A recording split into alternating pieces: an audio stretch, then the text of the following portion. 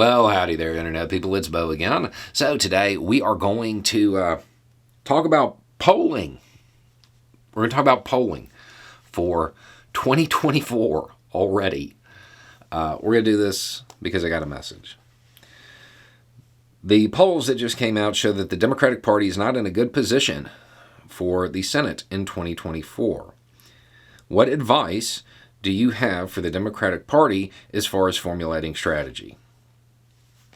Okay. First piece, and this is the most important part. Ignore the polls. They do not matter. They're worthless. It is way too early.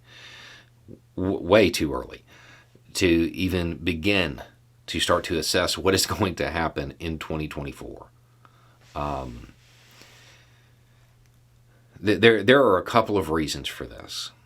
First, I would just point out that a lot is going to change in a normal political cycle this far out. It's wild to me that there is even polling or predictions being made right now. During normal political times, there's the economy, the situation in Ukraine, all of this stuff will have an impact on voters. Supreme Court decisions. There's a lot of stuff that can change any prediction that is being made right now. Number two, we're not in normal political times. I hate to use the word, but we are in an unprecedented situation.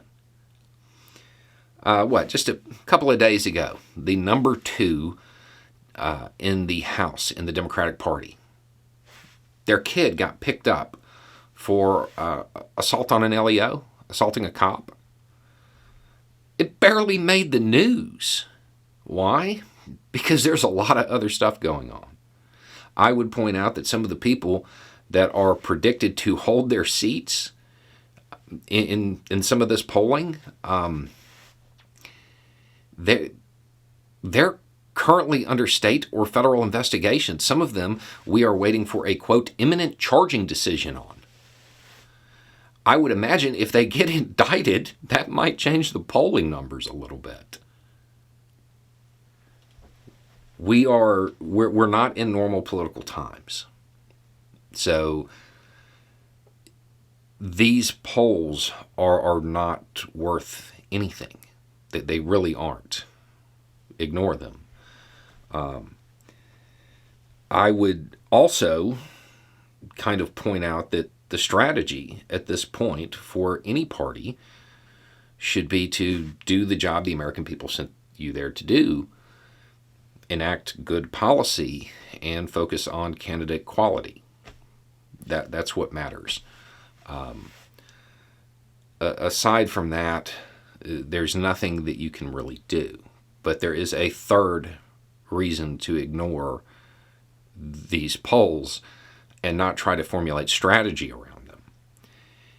If these polls were any good, you wouldn't be trying to figure out how to defend the Senate. You'd be trying to figure out how to retake it. That was just a few months ago. Remember the whole red wave thing? This is not information that I would base anything on.